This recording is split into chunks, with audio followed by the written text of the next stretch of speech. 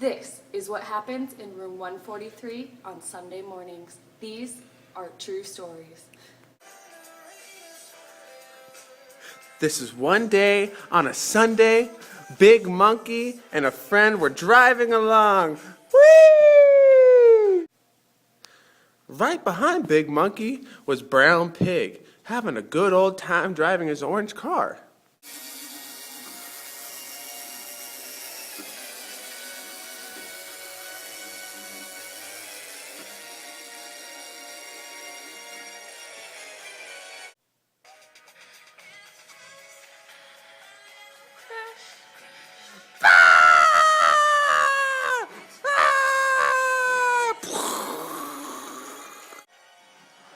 Ah, my eye!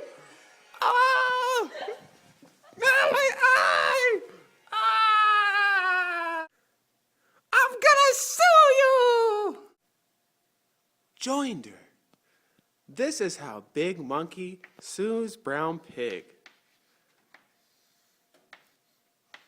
8A.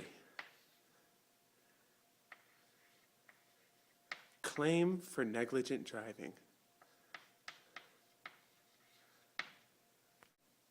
What? I'm gonna sue you! You shouldn't have been stopped in the road!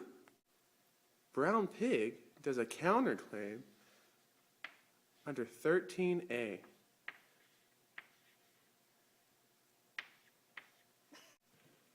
And there was something wrong with my car. I'm going to go to Ford. I'm going to sue the CEO of Ford. Brown Pig does a claim against the CEO of Ford. CEO of Ford is now a third-party defendant. Brown Pig is a third-party plaintiff under 14A1.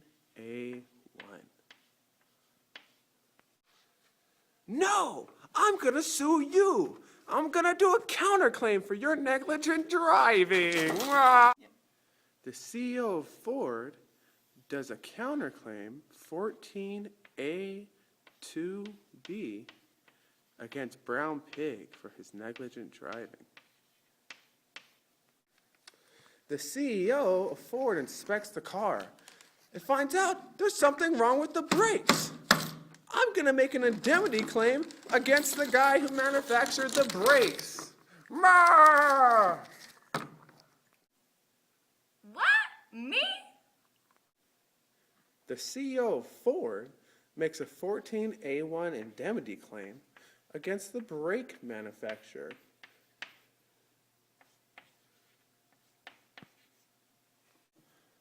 I heard it was your fault that Brown Pig's car's brakes broke. I'm gonna sue you as the fourth party defendant, and I'm gonna be suing you. Wah! Big Monkey makes a 14A3 claim against the brake manufacturer as the plaintiff suing a third party defendant. And then there was an outside party that wanted in the lawsuit. I was in the car with Big Monkey, and it was my car that was in an accident. Me too! Me too! Me too! Me too! Ah! This is how Matryoshka and her family intervene under Rule 24. She used Rule 24A2, intervention of a right, because she had an interest relating to the transaction that was the subject matter of this action. Each of the Matryoshka family filed a separate suit against Brown Pig, and the judge used Rule 42 to combine all of them. The judge used Rule 42A to consolidate all the different lawsuits against Brown Pig.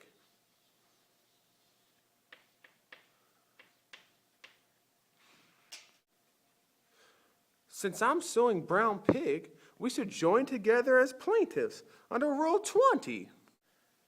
Matryoshka and Big Monkey join together as plaintiffs under Rule 20A because they can assert a right to relief jointly because they arose out of the same transaction.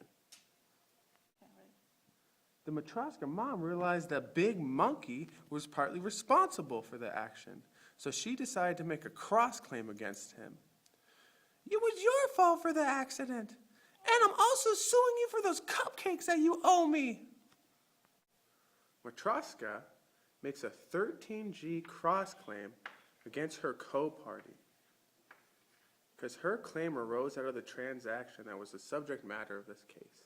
Then, Big Monkey does a 13A compulsory counterclaim that he has to state against her negligence against the same transaction.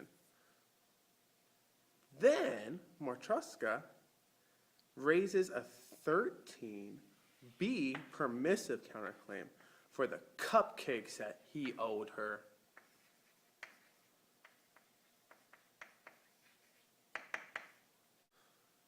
Now that everyone's been joined under the Federal Rules of Civil Procedure, we have to figure out subject matter jurisdiction.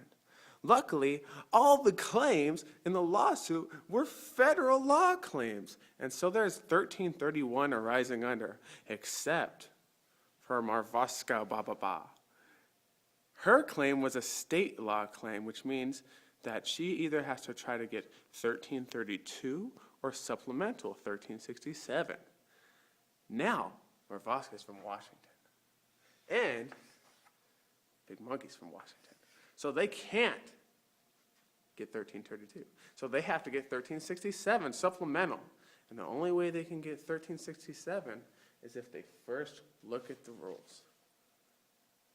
Are the claims so related that they'd be part of the same case of controversy?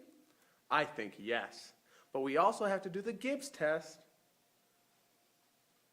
Assuming there's no jurisdiction problem, would we expect to try the claims in one case? Yes, I think we would.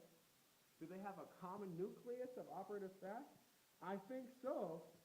Do the federal claims have substance in the case? I also think so.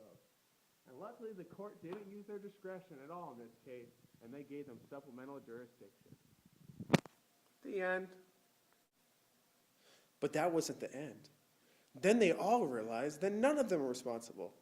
Yeah, this was an act of God. It was their fault. Wait. Was it us?